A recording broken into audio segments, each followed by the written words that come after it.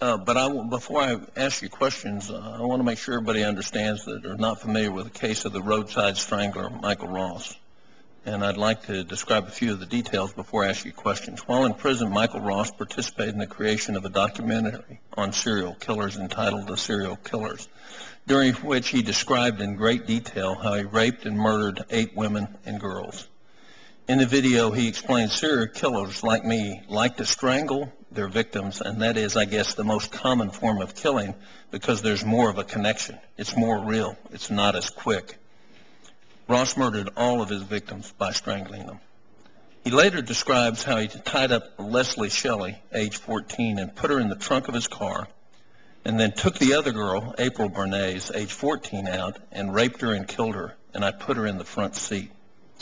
Then he pulled Leslie Shelley out of the trunk and brutally raped and killed her. In describing his last victim, Wendy Baraball, he said, "I raped her and I killed her. It wasn't as pleasant. It wasn't a nice rape."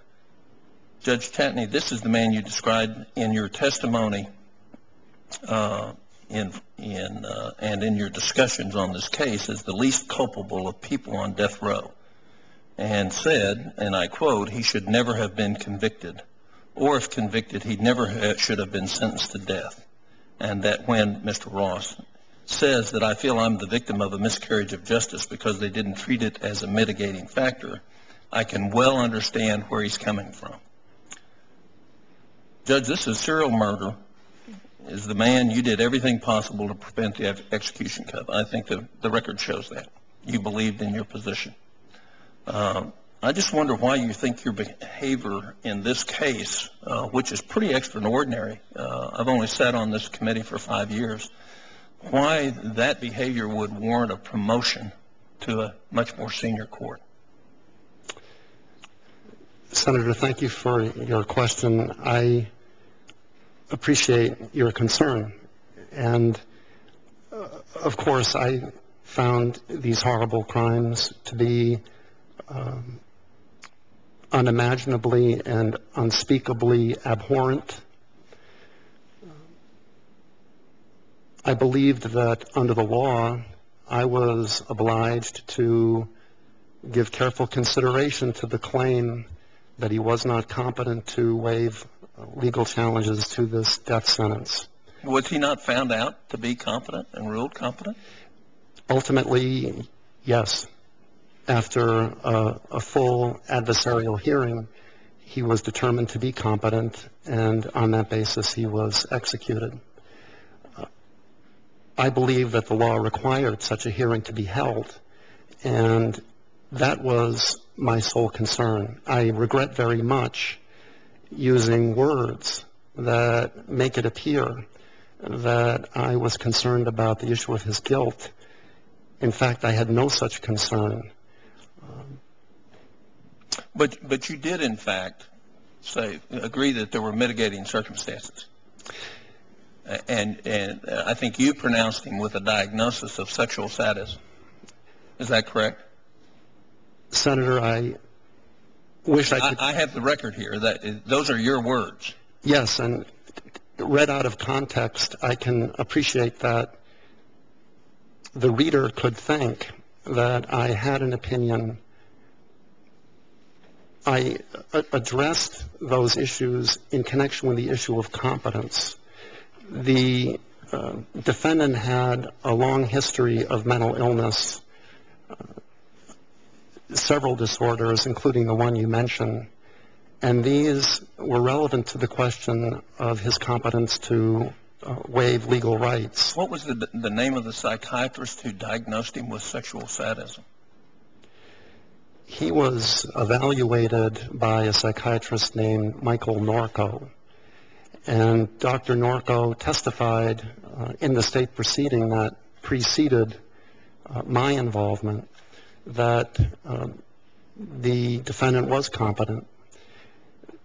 Part of the difficulty in this unusual case was that there was no adversary proceeding at that stage, and his opinion was not tested in any way.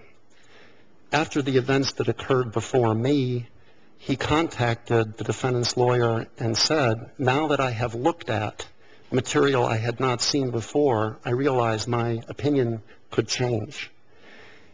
And it was on that... Change or did change? Could change. Okay. And on that basis, the defendant's lawyer sought a stay so that the issue could be adequately investigated and reliably determined. Again, I apologize for using words that call into question my character as a judge in that case. In life, I'm not challenging your character. Your record shows that you have great character. That's not what I'm challenging. I'm worried about a standard that's outside the law and an empathy standard where you become too identified with a case to make a sound judgment. And matter of fact, multiple courts before yours had found him competent. You were not the only one. And the other question that I have is that you were actually involved in this case prior to it coming to you as an attorney. Is that correct? Technically, perhaps, but... Was that made evident to the people who were on both sides of the trial in this case? Was it disclosed? It was not, for the simple reason that I had forgotten my prior involvement.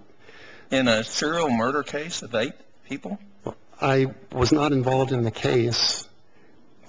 13 years before the matter came to me, I was contacted by a friend who asked me if I would file on behalf of the Connecticut Criminal Defense Lawyers Association a motion in the state Supreme Court for leave to file an amicus brief on an evidentiary issue. I agreed to do so. I reviewed the motion that he prepared, and I saw to it that it was filed, and that was the end of my involvement in the matter. I think my records are correct. That's the only death penalty case you were involved in 25 years, and you forgot it? Senator, the simple truth is that... The rape and murder of 8 young women? Well, I never represented Michael Ross, and my involvement didn't extend beyond essentially acting as local counsel for my friend for the purpose of filing an application to file a motion, and that... But you actually did research on that case on mitigating factors. Is that correct? I did some very limited research before concluding that there was no need for me to be involved anymore, and I told my friend that this was the case, and I had no further involvement. I'm sorry, my time's up. I'll have to wait till the second round.